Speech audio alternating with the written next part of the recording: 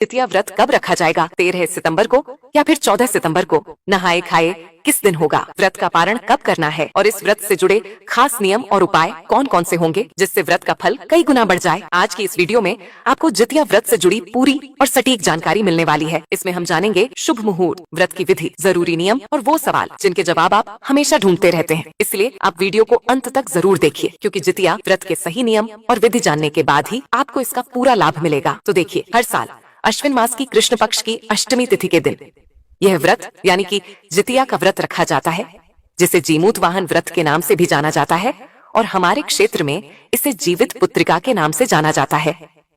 इस व्रत को पुत्र की लंबी आयु और सुख समृद्धि के लिए रखा जाता है।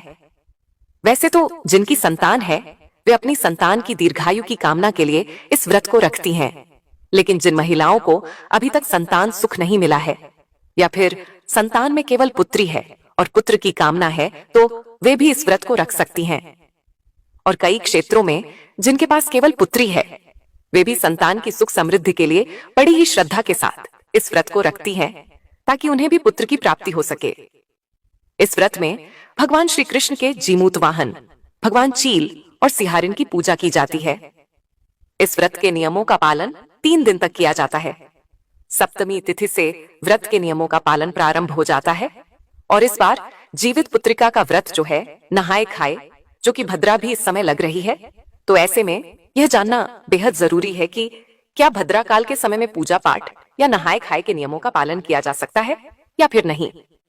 तो चलिए आप सभी को बता दूं कि साल 2025 में पड़ने वाली जीवित पुत्रिका का व्रत जो है यह अश्विन मास के कृष्ण पक्ष की सप्तमी तिथि 13 सितंबर दिन शनिवार को सुबह 7:24 पर प्रारंभ होगी और इसका समापन अगले दिन 14 सितंबर रविवार को सुबह 5:04 पर हो रहा है। और 13 सितंबर शनिवार को सूर्योदय का समय जो रहेगा वह सुबह 6:16 और सूर्यास्त का समय रहेगा शाम 6:28 पर। इस दिन भद्रा सुबह में 7:23 से लेकर शाम 6:11 तक रहेगी, लेकिन भद्रा का वास स्वर्गलोक में रहेगा और यह भद्रा पृथ्वी पर अशुभ नहीं मानी जाएगी। इसलिए इस समय पूजा पाठ संबंधी जितने भी कार्य हैं या नहाए खाए के जो भी नियम हैं उनका पालन आप सभी कर सकती हैं। और नहाए खाए वाले दिन शाम की पूजा का शुभ मुहूर्त रहेगा शाम 6:28 से लेकर 7:38 तक। अगर बात करें द्वितीया व्रत की सभी तिथियों की, तो सप्तमी तिथि जो है वह 13 सितंबर शनिवार को रहेगी। इस दिन नहाए खाए होगा और अष्टमी तिथि 14 सितंबर रविवार को रहेगी, जिस दिन निर्जला व्रत रखा जाएगा, जिसे खुर्द जितिया भी कहा जाता है। और इसमें सुबह से लेकर अगले दिन सूर्योदय तक निर्जला व्रत रखना होता है। नवमी तिथि रहेगी 15 सितंबर सोमवार को और इस दिन आप निर्जला व्रत का पारण करेंगे, यानी जितिया व्रत खोला जाएगा।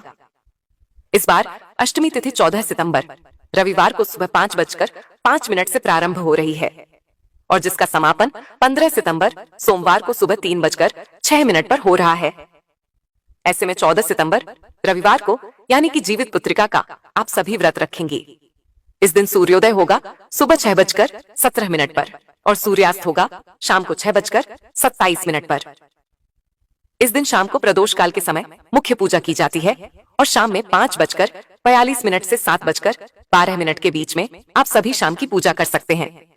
इस दिन अभिजीत मुहूर्त सुबह में 11:58 से दोपहर के 12:46 तक रहेगा और विजय मुहूर्त दोपहर 2:20 से 3:09 तक रहेगा। बहुत से लोग दोपहर के समय भी इस व्रत की पूजा करते हैं, तो विजय मुहूर्त जो है वह आपकी पूजा करने के लिए सबसे शुभ रहेगा। द्वितीया व्रत का पारण 15 सितंबर सोमवार को सुबह 6:06 से लेकर 7:25 के बीच में किया जाएगा और इस दिन राहु काल सुबह 7:30 से लेकर के 9 बजे तक रहेगा।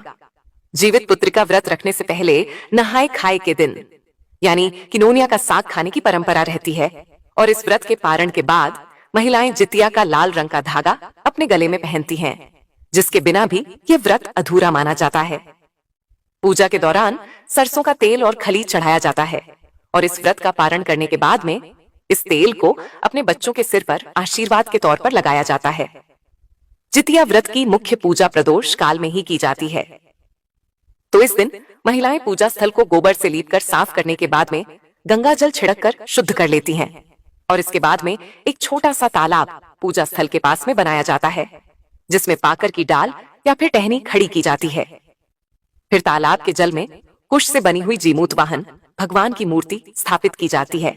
साथ ही गाय के गोबर और मिट्टी से चील और सिहारिन की भी मूर्तियां बनाई जाती हैं। और जिसके बाद सभी का विधि विधान से पूजन करके व्रत की कथा पढ़ी या फिर सुनी जाती है। और सबसे अंत में आरती करके भोग लगाया जाता है। और अगले दिन सूर्य देवता को अर्घ देने के बाद में व्रती महिलाएं नोनिया का साग, मड़ुआ की रोटी या फिर भात खाकर अपना व्रत खोलती हैं। ये व्रत भारत के पूर्वांचल में बड़े ही जोरों शोरों से मनाया जाता है। जितिया व्रत बहुत ही महत्वपूर्ण माना जाता है। हमारे शास्त्रों में इसका उल्लेख किया गया है। हिंदू धर्म की एक महान पौराणिक कथा के अनुसार जब महाभारत के युद्ध के दौरान अश्वत्थामा ने अभिमन्यु की पत्नी यानी कि उत्तरा के गर्भ में पल रही संतान को मार दिया था, तब भगवान श्री कृष्ण ने अपनी शक्तियों से एक बार फिर से उसे जीवित कर दिया था। और जन्म के बाद इस पुत्र का नाम जीवित पुत्रिका रखा गया था। माना जाता है कि इसके बाद में जितिया यानी कि जीवित पुत्री का व्रत रखने की परंपरा शुरू हुई थी। इस साल जीवित पुत्री का व्रत जो है वह अश्विन माह के कृष्ण पक्ष की अष्टमी तिथि के दिन रखा जाएगा। और इस दिन पितृपक्ष की अष्टमी तिथि का श्राद्ध भी किया जाएगा। इस दिन व्रत में भगवान श्री गणेश, मां पार्वती और शिव जी का पूजन आप सभी कर सकते हैं। इस वीडियो में मैं आप सभी को यह भी बताऊंगी कि अगर आप मासिक धर्म के चौथे दिन या 5वें दिन हैं, तो क्या आप इस व्रत को कर सकते हैं। पहली बार आप व्रत को कैसे उठाएंगे। साथ ही अगर घर में कोई सूतक पातक लग गया है यानी कि घर में किसी की मृत्यु या फिर किसी का जन्म हुआ है, तो फिर आप इस व्रत को किस प्रकार से रखेंगे।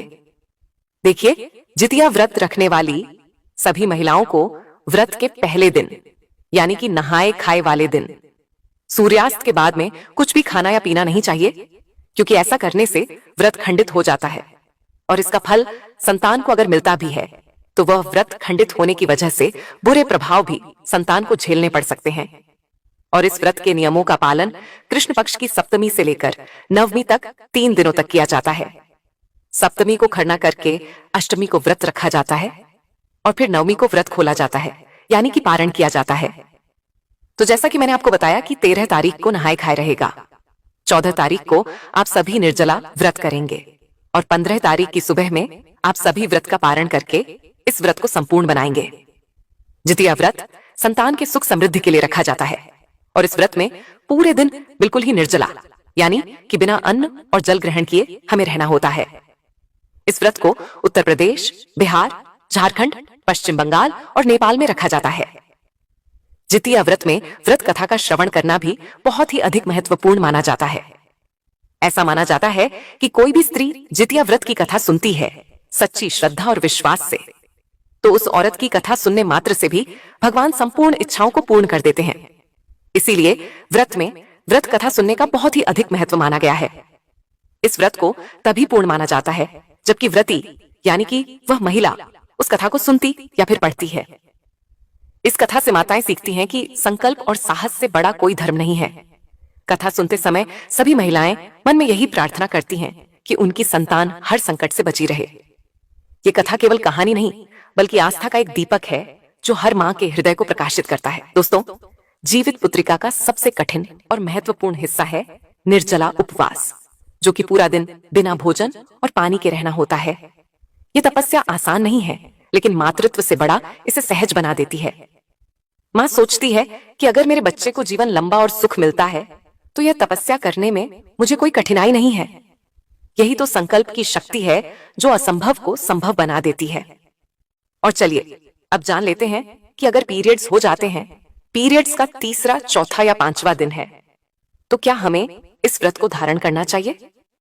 तो देखिए, आप व्रत कर सकती हैं, लेकिन आप पूजा सामग्री या पूजा विधि से जुड़ा हुआ कोई भी कार्य नहीं करेंगी। मन और आस्था से आप इस व्रत को धारण कर सकते हैं, इसमें कोई दो राय नहीं है। साथ ही कई बहनों के प्रश्न आते हैं कि दीदी, अगर हमारे घर में सूतक पातक लग गया है, किसी का जन्म हुआ है, मृत्यु हुई है, तो क्या हम इस व्रत को कर सकते हैं। तो जी बिल्कुल कर सकते हैं। मन में आप हमेशा ही भगवान का नाम लेते रहे और उसी प्रकार से मन और भावना से आप इस व्रत को रख सकते हैं। कथा का जो पाठ है वह कोई और कर देगा। आपके लिए पूजा विधि जो है वह परिवार का कोई अन्य सदस्य या फिर किसी भी इंसान से आप इस व्रत को करवा सकती हैं। पूजा विधि को और व्रत का जो पूर्ण नियम है उनका पालन आप कर सकती हैं। तो इस प्रकार से जो जीवित पुत्रिका का व्रत है, आप सभी माताओं और बहनों को अवश्य रूप से रखना चाहिए। हमारे पूर्वांचल में इसे बड़े ही हर्षोल्लास के साथ मनाया जाता है। हर कोई इस व्रत का इंतजार करता है। अगर आपको मेरी यह जानकारी पसंद आई है तो मुझे कमेंट सेक्शन में बताइए, और अगर आप इस कथा का श्रवण करना चाहते हैं पूजा के दौरान तो भी मुझे कमेंट सेक्शन में बताइएगा। मैं अपनी वीडियो में इस जीवित पुत्रिका की जो कथा है उसे भी डाल दूंगी। अगर आप कहेंगी तो वीडियो को लाइक कर दीजिएगा, और जीवित पुत्रिका की इस पूरी जानकारी अगर अच्छी लगी है तो कमेंट सेक्शन में ओम नमः शिवाय, हर हर महादेव जरूर लिखिएगा। साथ ही इस वीडियो को ज्यादा से ज्यादा शेयर अवश्य कीजिएगा।